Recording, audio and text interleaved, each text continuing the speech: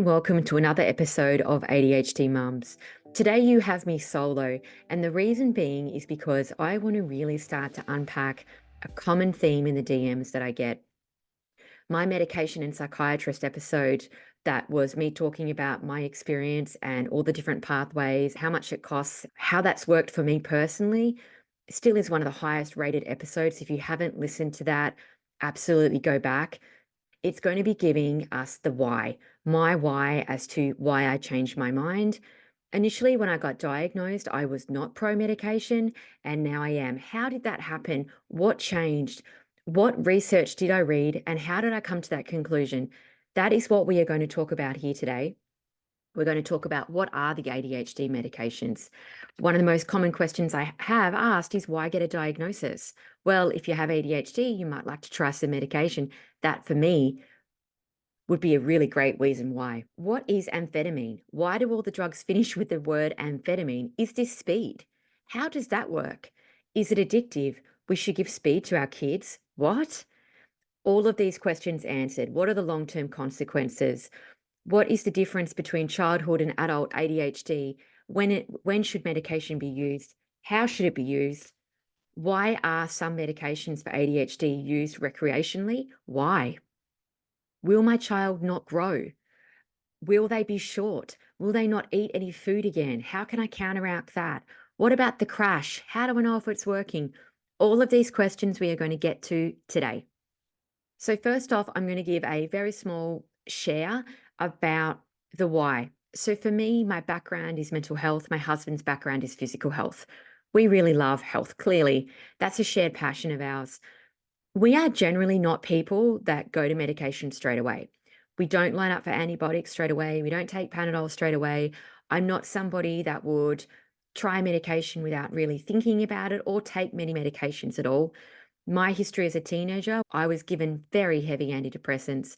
So for me to medicate for mental health reasons, I do get quite upset or emotional thinking about medicating one of my children because I was medicated as a child and I didn't get, I don't want to say good outcomes. I didn't get any outcomes. Think I got bad outcomes.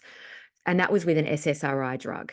So for me, with an ADHD brain, I was given some pretty heavy antidepressants that weren't working and they just kept turning them up.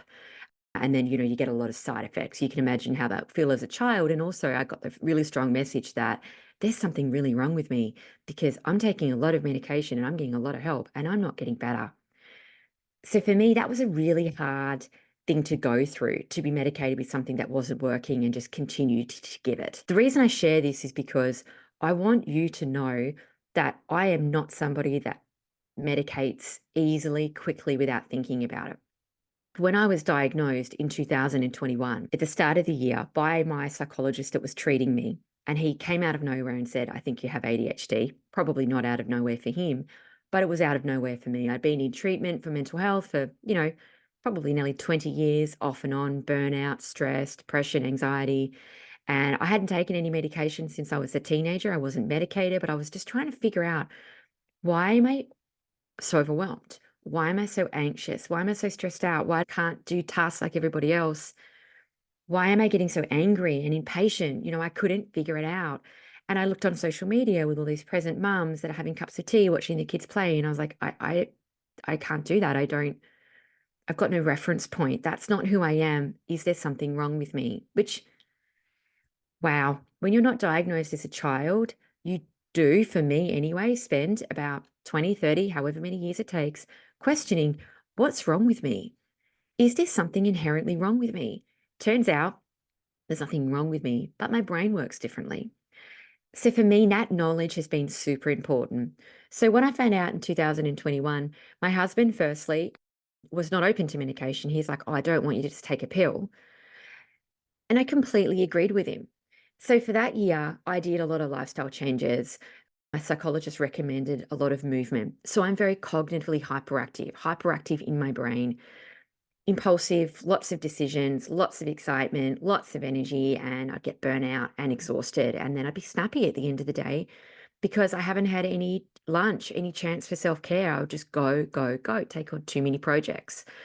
So I started surfing in the morning, going to the gym in the morning. Sometimes I'd do 3 or 4 hours of exercise, right? Like I went all out. And let me tell you, when I finished that exercise, it was not enough. I was actually worse than ever because then I felt like I just wasted all this time doing all this exercise when it was getting in the way of all the projects that I was doing. And I got even worse, like in terms of impatient, angry. And I was thinking, this just isn't working. My husband would say, my eyes would be darting all over the room and I'd be stressing. And he'd try to talk to me. I wouldn't even be present because my head was like filled with heavy music. So then, of course, when a child talks to you or asks you for something simple, you're like, I can't get you a glass of juice. Like, I'm thinking about all of these things. I'm so stressed out. What about me? So those were some of the things that I was dealing with. Ended up going away on a caravan trip. Me with my impulsive brain decided to go away for a whole year on a caravan trip, having never been in a caravan before. We bought one in 12 hours. We left a month later. Like, it was mayhem. We went away with me being diagnosed with ADHD, but having had no time, energy, because I worked on the road as well, to actually start to pull this apart. I had 3 children that had ADHD that were undiagnosed, and I had no idea.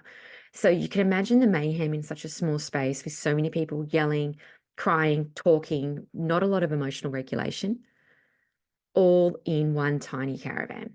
We came back nearly a year later. We didn't last a whole year, but we came back nearly a year later, and that was when I started to seek help. And I thought, I actually don't feel okay. And you know what else? I was really burnt out from the trip. And the trip was exhausting. And I came back into my normal life and thought, this is sweet relief. Just working and having the school run is sweet relief to what I was dealing with on the caravan trip. There was no privacy. There was no moments. I mean, we talk about having no moments in a house. Trust me, there was no moments in a caravan trip, especially because my kids didn't really play that well with others. I had to monitor them constantly. I had one that wanted to fight all the time. He wanted to fight other kids. So it wasn't something where they ran off and then I sat and read a book. If I had any moments, I'd be standing in the hot sun trying to find reception to make phone calls for work. And there was a lot of anxiety about being away and how that was all working. Anyway, so I come back and I get diagnosed by a psychiatrist, and I did that through a telehealth service, which I fully document in my episode, Medication and Psychiatrists. When I took that medication for the first time, it was incredible. Again, documented on the Medication and Psychiatrist episode. So please go ahead if you want to know more about how that felt and what changed for me. That is in that episode. But it was at that moment when I took the first medication that I thought, well, this is the start of my actual life. This is actually my best days coming. I can't believe the difference. I could go on and on and on about it, but I won't because you could listen to it in the other episode. So for me, it's been a big journey. My husband was not very pro medication for a long time. And when we went to the pediatrician finally after 2 years of waiting, and we already had, diagnosis through a clinical psychologist. So, we'd already spent 2 grand each kid. Then we turned up for a $600 pediatrician appointment. And I was open to medication at that point because I thought, well, why else am I here? I already have the diagnosis. We've already got the supports in place. We've got the NDIS plans. Why am I at the pediatrician for medication? And she actually spoke to me, my husband, about a child's brain and why you medicate, which was different to what I'd really thought in my mind.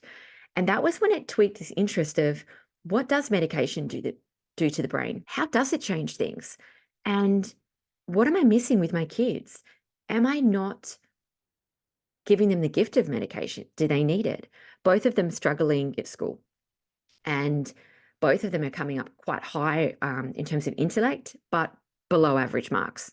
And, there was talk of my son having dyslexia, and my daughter, very much in mini me, was having symptoms like anxiety, stress.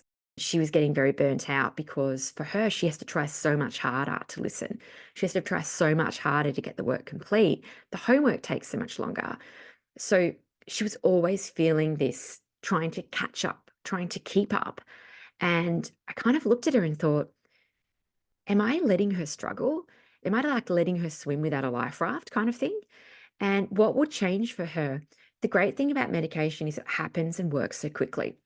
So you're able to give some medication, and I've tried all of them. So is my husband. So we already knew the one that worked for us, which was the dexamphetamine long-acting Vyvanse, which we thought if works for both of us, it probably will work for our kids. And we didn't have great results on Ritalin.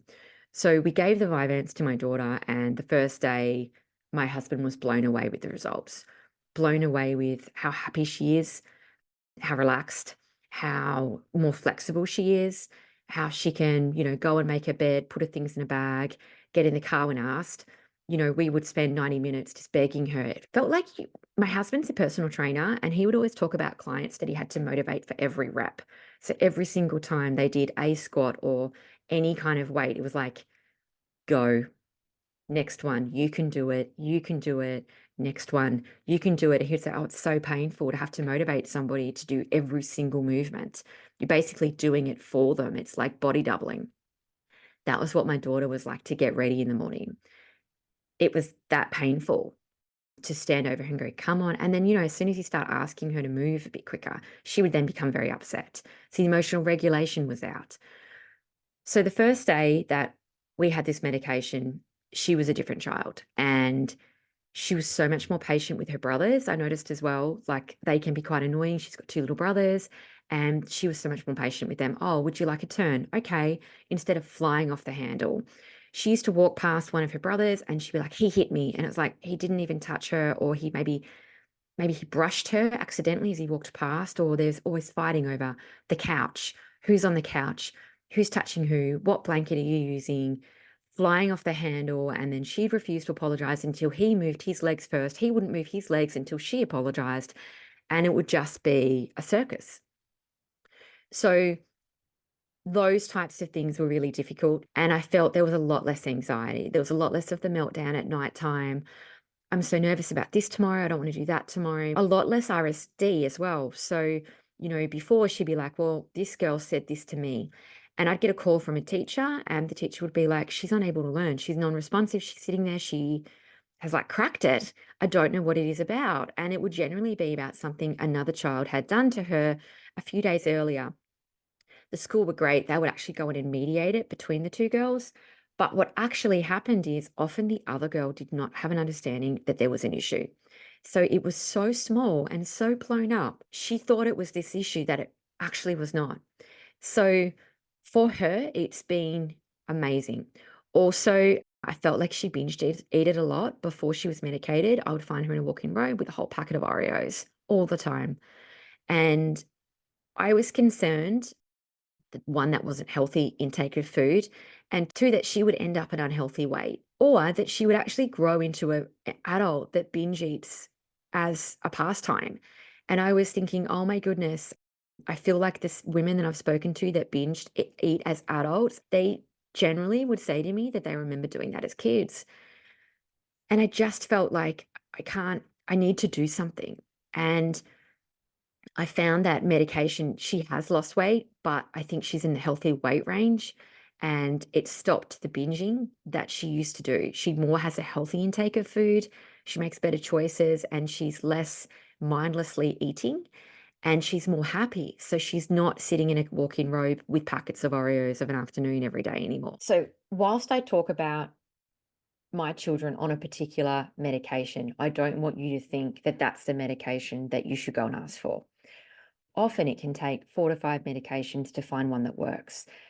I would absolutely recommend doing your research and finding a pediatrician that you trust, because as a parent, I don't know anybody who's ever looked forward to or wanted to medicate a child at a young age. Not one parent I've spoken to wants to do it.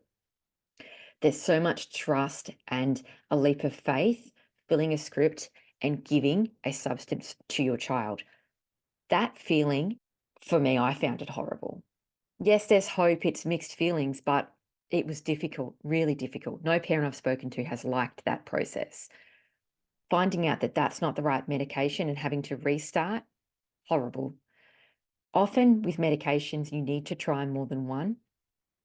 If you have children that have mixed neurodiversity with multiple diagnosis, ADHD with autism or trauma, absolutely go to your pediatrician and go with what they say.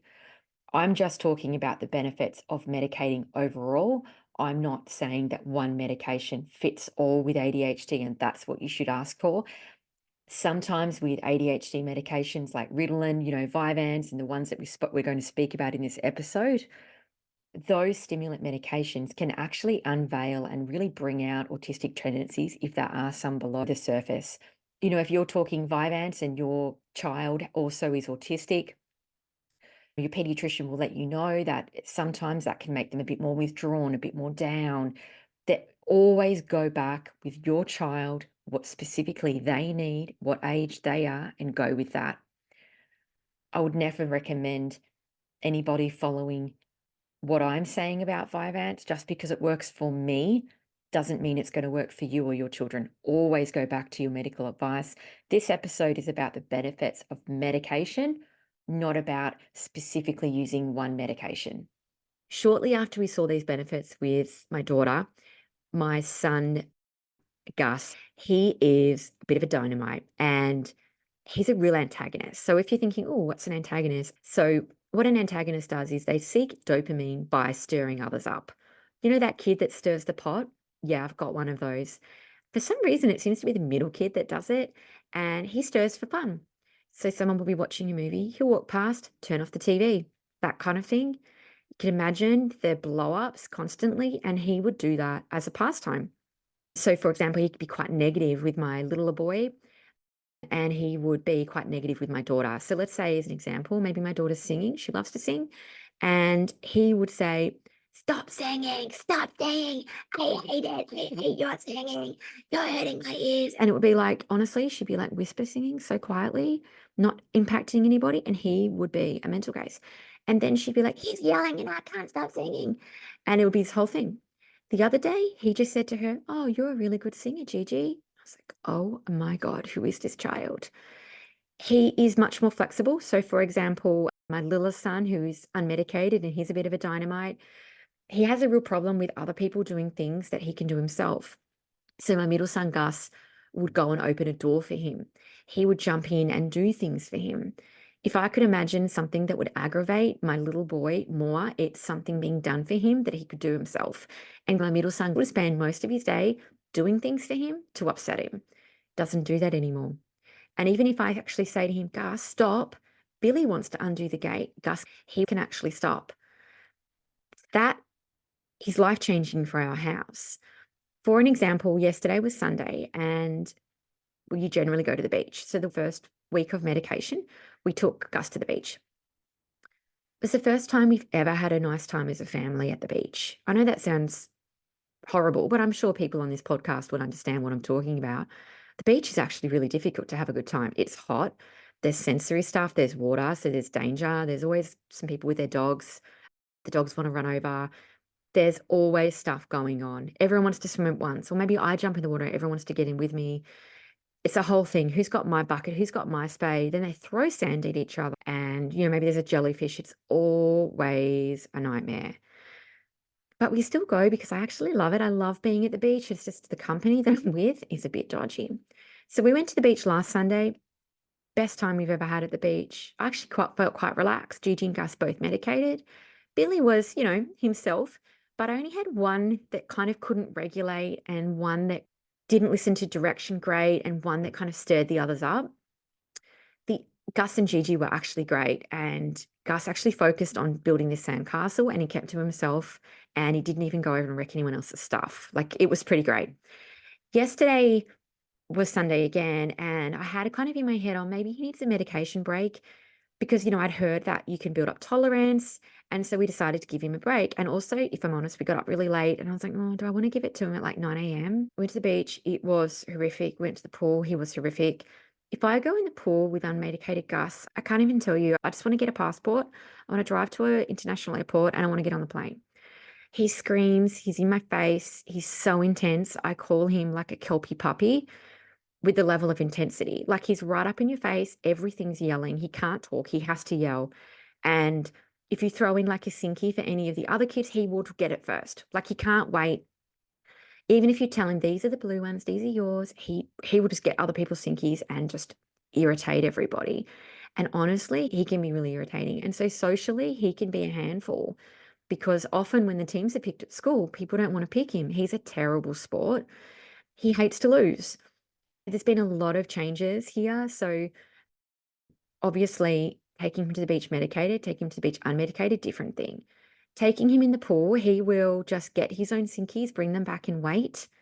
He will go down the slide nicely without having to push anybody down or throw anybody off or yell in my face. He just talks, like his volume is less, and he just seems more relaxed.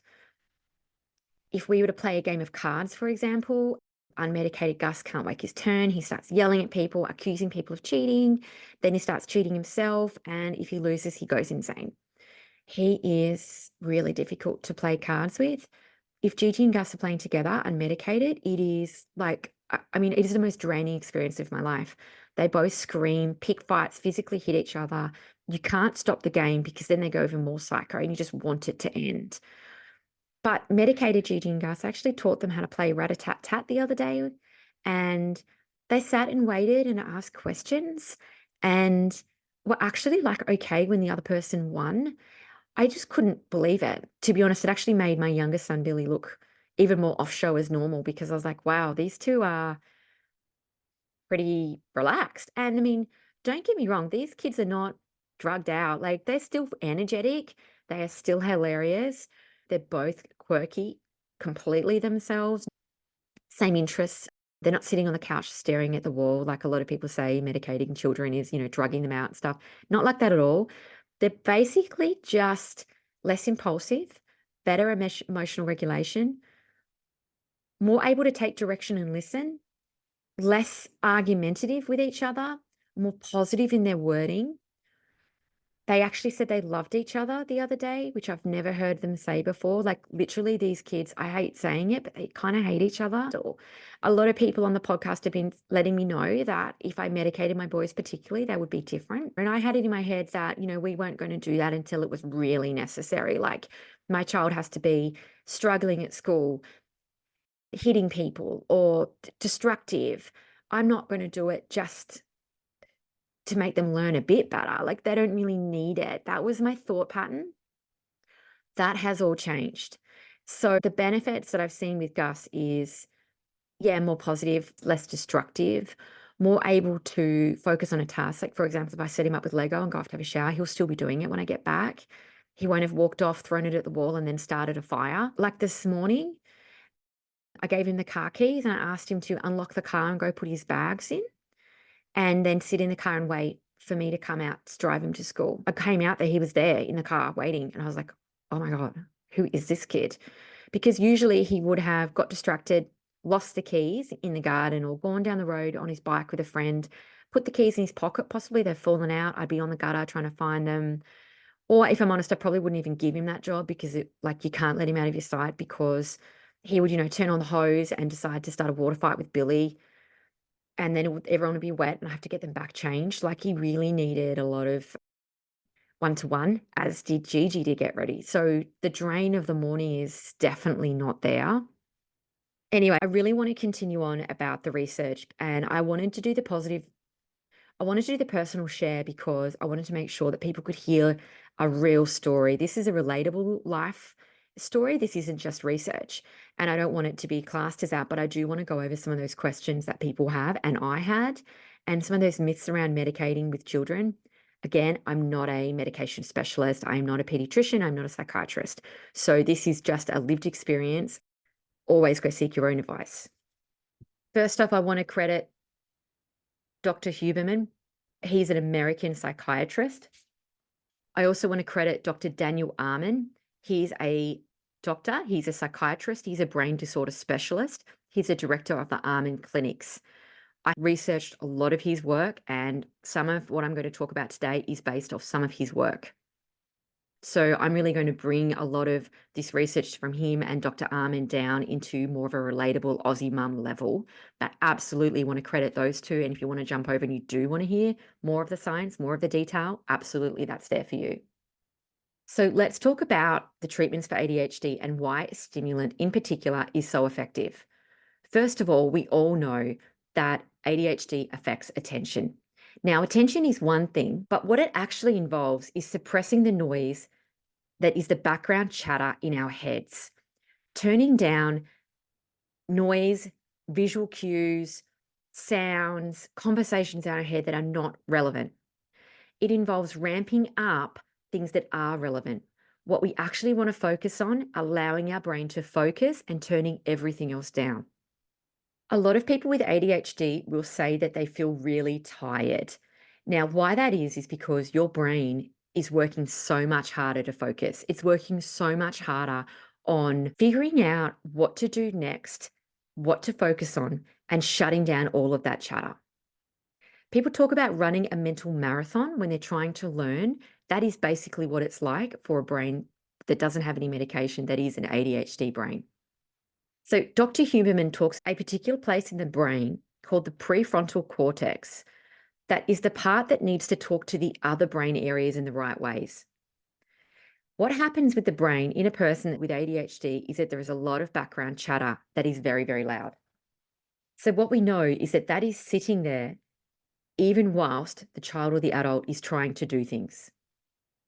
So, if someone with ADHD sits down and tries to do some book work or some admin or their tax or something, their internal brain will start to distract them.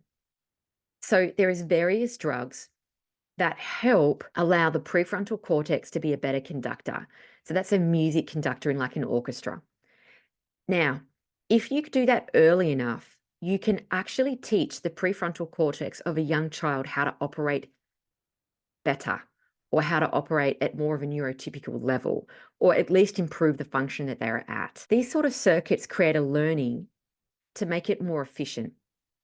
So let's go back to the main question, which is why would amphetamine or stimulants improve the symptoms of ADHD? If you think about the prefrontal cortex, it needs to be able to coordinate the actions of the other circuits in the brain. So the prefrontal cortex needs to be flexible. It needs to pay attention to this. It needs to adapt. It needs to come back to this. It needs to take a phone call and then come back to what it needs to do. It needs to be adaptive. So let's talk first around Adderall. Some of the side effects can be increased heart rate, increased blood pressure, sweating, etc. Many of you are probably familiar with Vyvanse, and that actually is an extended release Adderall. So one of the major effects of Adderall is that it increases the activities of two neurochemicals. One is dopamine, no surprise. The next chemical that's affected is norepinephrine. The main effect of Adderall is to increase the transmission of dopamine and norepinephrine. Dopamine is no surprise. We understand that, but let's just go over it because it's interesting to hear the science behind it, not just we don't have enough dopamine, we need to get dopamine. So if we would just look at dopamine, we would find that dopamine is released at sites within the brain. It increases the activity in the brain work and it increases motivational pursuits and mood. If we looked at norepinephrine and when it's released, but not at the same sites, when dopamine is released and the main function of norepinephrine is to increase the activity of the neural networks, think about dopamine and norepinephrine as collaborators because that's what they are. And they're also very similar. They're kind of like cousins that work together to achieve a common goal, which is motivation, focus, and alertness. So when we talk about attention in ADHD, what we're talking about is quietening the hyperactivity or the impulsivity of ADHD. And one of the reasons that the drug is effective in treating ADHD is because it increases motivation, focus, and alertness. And that's what it does in the brain. Vyvanse can increase dopamine to such a great extent, especially compared to other treatments of ADHD, because of its ability to increase dopamine release and transmission. It is a pretty attractive drug for people with ADHD. A lot of people think Vyvanse is a slow release Adderall. It is not. That is not what Vyvanse is. It is the amphetamine only. But it is an in-time release form, and Vyvanse was actually developed as a way to try and get around or prevent some of the abuse potential of Adderall. Vyvanse is actually a time-release dexedrine. There's been a lot of movies and reports about dexedrine and, like crime and drug dealing, but it doesn't mean that it's not an effective and useful pharmaceutical. Vyvanse and time-release dexedrine is proved to be one of the most effective forms of treating ADHD in a lot of people. I take it, my kids take it. When someone takes Vyvanse, and of course we would hope that if that's being taken responsibly with a prescription to the right dose, they're getting a very slow trickle of dexedrine into their system. And it's a slow, long-lasting increase in dopamine and norepinephrine. The effects of Vyvanse can extend from 12 to 16 or even 18 hours, depending on how the person metabolizes it. There's really no way to predict how you are going to react to any of these drugs except by trying it. You don't know if you're going to be a fast metabolizer or a slow metabolizer, but what you do know is that it's only going to last that time period, as opposed to, an SSRI where you need to take it for, possibly 10, 12 weeks and then see how you feel, build it up in your system. That's not like that with these drugs. So when someone was to try one of these drugs, they will know pretty quickly what the effect for them is. If you are a fast metabolizer, you may find that you will get a slump in the afternoon from Vyvanse. And depending on how you feel and, what type of job you're in and how important the afternoon is, some people will take a top up dexamphetamine at that point. I have done that. Try not to do it all the time, but I have done that. And I understand that sometimes for people who are fast metabolizers, that's what they need to do. Some people find that taking a Vyvanse at 6 a.m. will have them all going all day long and all day night. And that's just too much stimulation, and they need to have that reduced. If you're one of those people, you might have been having too much. But again, that's something for you to talk to your doctor about. The other drug that a lot of people talk about is Ritalin. And then there's Concerta, which is the long-acting Ritalin. Ritalin is the most, kind of commonly prescribed drug that most people know about. And it's more related to that stigma presentation of that, child that's hitting people in class, they're disruptive and they're running away and they can't sit on the mat and then they're given Ritalin. And that's kind of like a naughty boy stigma kind of ADHD, which we know is not correct. But I'm saying people do know what Ritalin is. A lot of people are wondering, well, what are the long-term consequences of Ritalin? Ritalin isn't as popular these days. A lot more people kind of take Vyvanse and dexamphetamine. But sometimes, like my psychiatrist, which I talk about in the medication and psychiatrist episode, refused to give me Vyvanse or dexamphetamine. He made me start with Ritalin. And I think there's always that danger of not knowing that there's anything else. And then you've got to pay to go back to ask for something else. I think it's a bit of a shame that they do it that way, but obviously that's just to do with the Medicare system and how that works. A lot of people think that Ritalin is really a short-acting, kind of like dexamphetamine. That's not the case. Ritalin does tend to kick in quicker and then finish quicker. And a lot of people, personal opinion, do tend to tell me there's a strong, like, rise up and then a strong down. I certainly found that myself. And, Ritalin works in a different way in the brain, which I'm not going to go over and explain how the brain function, how it works. I think if that's the level of detail that you need, I would absolutely recommend going over to Dr. Haberman's podcast himself or his YouTube videos. So here's a question that people ask. Well, what would happen if you take this drug and you don't have ADHD? A lot of people still feel like imposters, even with a prescription. We know that if dopamine is increased too much in the brain of someone that has ADHD, or if someone doesn't actually have ADHD and they were to take one of these drugs, they can become a little euphoric. They can become a little manic, a little psychotic. People can become anxious, have panic attacks. They can have an elevated heart rate. They can be sweating. They can be teeth grinding. And then there's that question of, oh, well, how would that calm a child down? How would that calm an adult down with ADHD? As a general rule, children and adults with ADHD are very capable of having periods of focus. They have a harder time getting to the period of focus and a hard time getting to the state. But when they're in the state, they can actually focus, especially if it's an area of interest. But getting a child to start on a task that they are not interested in can be really difficult, and getting them to stick to it, very difficult. So we really need the right balance here. Really, I think the key message here is that we are allowing the prefrontal cortex to be more of a coordinator in the orchestra. To work in the proper way, the conductor needs to activate instruments in the band in the appropriate order to arrive with the right music. You don't just play all the instruments at once, which will just be complete noise. You have to play them at certain times to make the right music. It doesn't matter how great a musician you have in your orchestra or in your band. If they're not playing at the right times, the music is not going to sound very good. And that's what the prefrontal cortex can do better for kids and for adults with ADHD. So when you're giving a child medication, you will find that they are able to function better because the prefrontal cortex is able to function with what it needs to do next. Those automatic processes that a neurotypical brain has on what to do, what comes next, achieve the task, this is what I do next. ADHD children don't necessarily have that. What the medication does is allows them to have the prefrontal cortex working properly. So they are no longer going, got to get my shoes on, got to get my shoes on. Where are my shoes? Oh, there's a bird. I wonder if I should feed the cat. They just go and put their shoes on. And that's been a real life-changing moment for me to actually watch that happen in real time. One of the most important things and the biggest thing that I have learned, the biggest takeaway that I want you to have is that in the brain, there is neuroplasticity. So the nervous system's ability to change in response to experience. So remember that when dopamine and norepinephrine are increased, there is a higher probability of strengthening the connections in the brain. That means that later, even if dopamine and norepinephrine are not increased, they can go back to a baseline. And that baseline can change. And this is where it gets really interesting because it's likely that the connections that where they took place are strengthened and more easily activated. This brings us back to why we medicate children.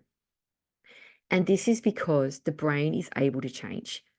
We can get the brain to work better. I am hoping that by medicating my children from an earlier age, they are going to be better off and have better brain functionings than what I do at 37 years old. This means that this could strengthen the network and it could function better later on, even after you finish taking the drug. This is a crucial point that is just not discussed enough. So when people say, should I put my child on ADHD medication? Oh, I don't think they really need it. Oh, maybe I should take my child off ADHD medication in their adolescence and then, let them go to university without it because they need to start to learn to cope. But no one wants to achieve benefits with a drug early on and then just lose the benefits later. No child or parent wants to take a drug that they don't need either. No one really wants to medicate their children. I certainly don't want to, but I will if the benefits are there. If your child is able to get a script from a qualified psychiatrist or pediatrician, then there is a reason for them to take it. So you don't need to stand there with your script and your bottle and then wonder whether you're doing the right thing because a qualified professional has given you the tablets. What I think is important is the dosage level. If they're going to medicate, they want to medicate at the lowest level.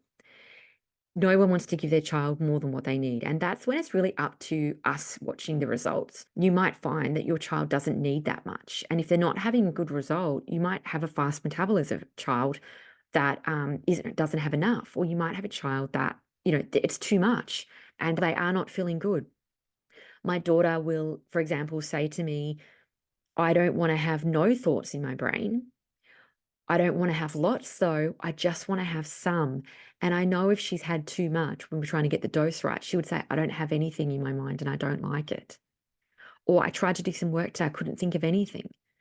So she wants to have just the right amount of thoughts, not too many, but not too little. She came up with that herself. So what we do know about the research, and this is directly from Dr. Huberman, is that children that have ADHD, they are diagnosed with ADHD and they are treated with the right drugs and dosages, they do get a better result. They have a better outcome, both in childhood and for later in life and performance in school. A lot of people wonder and worry about whether to treat or not treat early in life and whether their child will become addicted. Is it a gateway drug? Will they then become a drug addict? Will they end up in prison? Some people honestly think that people that take ADHD medication are more likely to end up in prison. Actually, it's an unmedicated, undiagnosed ADHD person that's incredibly impulsive that's more likely to end up in prison. Actually, kids with ADHD have got great outcomes. And we know that without the right treatment, yes, they do have more tendency towards illicit drug use and addictive drug potential in their adulthood. There is, in my opinion, a risk with not diagnosing or medicating a child with ADHD during childhood. A lot of women come on this podcast and they'll list dangerous things that they've done. I've listed some decisions that they've made and things that they look back and go, how am I still alive? How did I get out of that? Or, putting themselves in situations of risk because of, not thinking things through. And some women have got a lot of trauma because of those decisions that they've made, that when they look back, they think, oh, I can't believe I did that. So if you do have children who are very impulsive and following all of their impulses in early adolescence and early 20s, that would be something I'd want to watch pretty carefully. I think a lot of the decisions that I've made in my life and regretted, it's not about what I haven't done, it's more about what I have done that I shouldn't have, what I did say that I shouldn't have. And some of that's really impulsive decision making that I wish I could come back to. I haven't even been medicated a full year. So there's still decisions that I have made in the past that are impacting me today, like, a non refundable holiday that I've booked at SeaWorld right in the middle of school holidays. I don't want to do that. It's going to be too busy. I won't cope. The kids won't cope.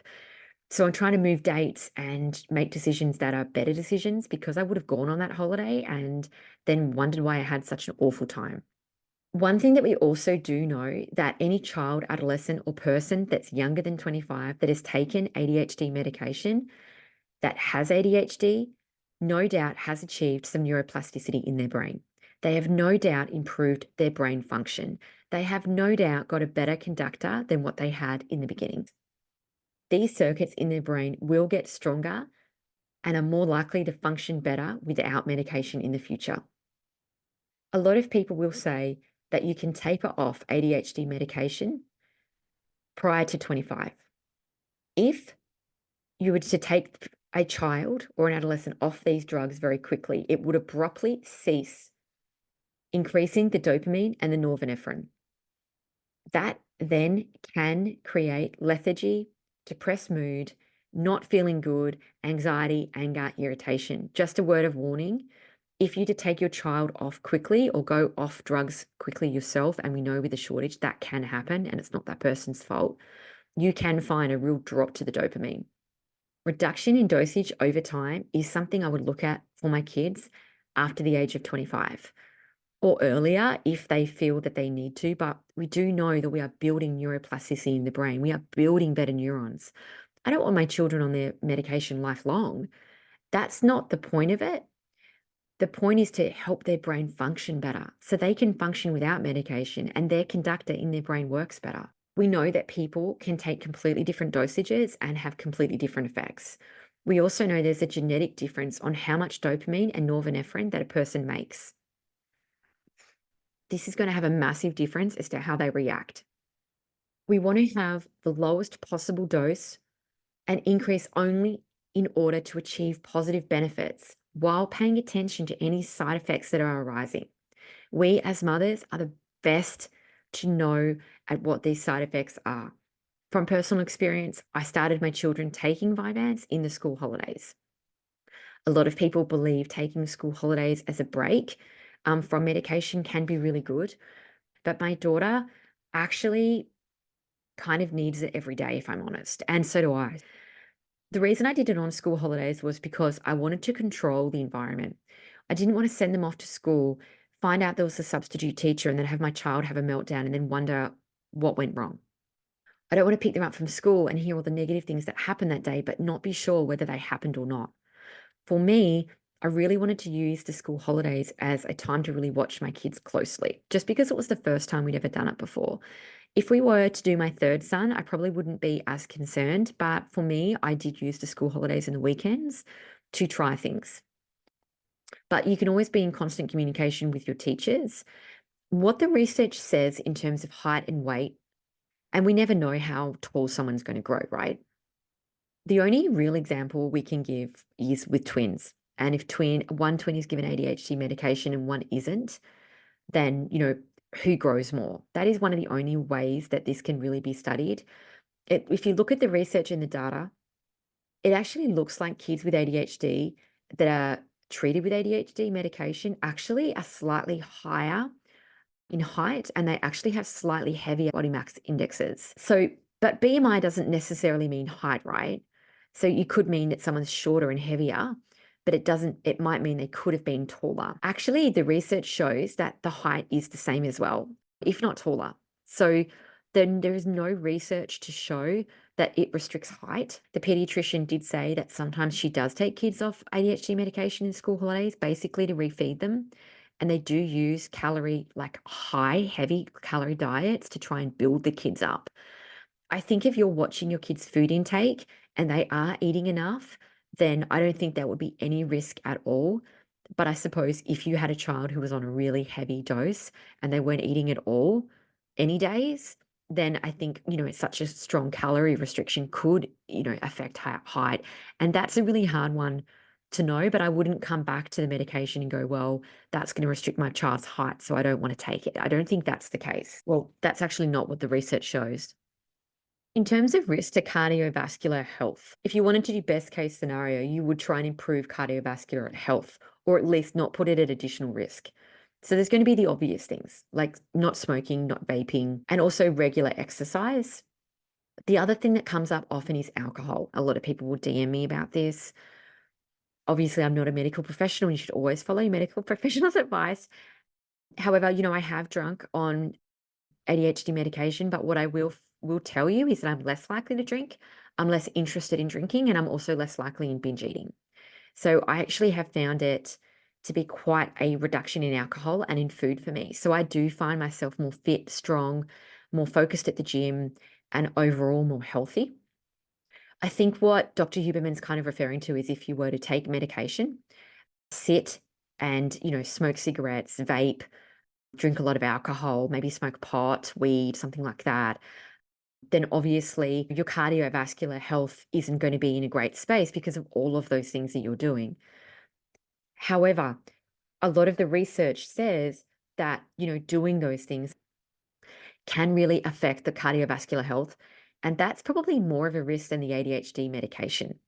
But you wouldn't take the ADHD medication and do all of those things. Some of these drugs, people will talk about that they found that it was difficult to sleep. For me, that is a dosage and a timing issue. If you are having trouble sleeping, then you might not be somebody that can take your Vyvanse at 9 a.m. You might be somebody that has to take it at 5 or 6 a.m. And you might find that you're not somebody that can take a dexamphetamine after 2 p.m.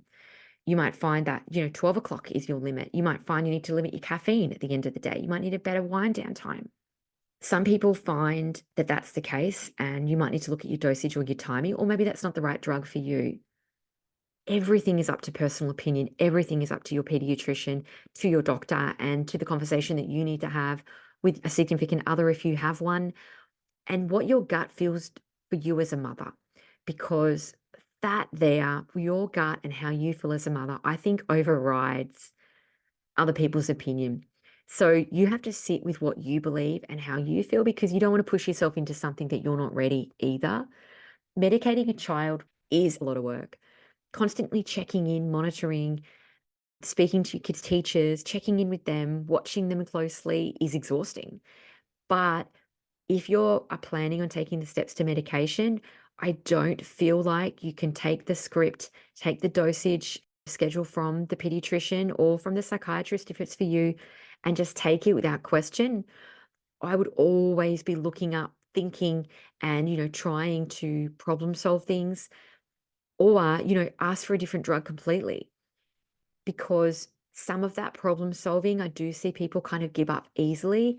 They go to one appointment, they get one prescription, and they're like, well, that medication didn't work for him, but they didn't necessarily take the time to problem solve it for themselves either. And I know it's expensive, but if you're going to take the time to try, go in educated and go in saying, look, I take this, my husband takes this, our family seems to go better with this drug.